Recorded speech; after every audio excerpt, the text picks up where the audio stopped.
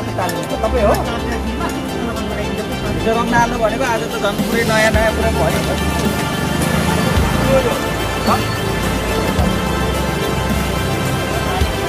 यो कुन रङ हो यो साह्रो कि डब्बाको हो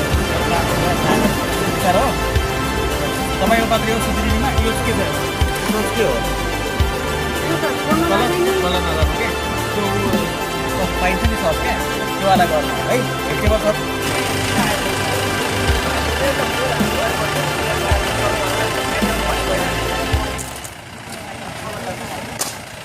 भनेको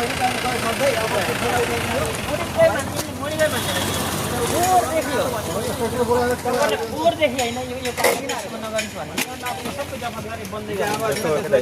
त्योमा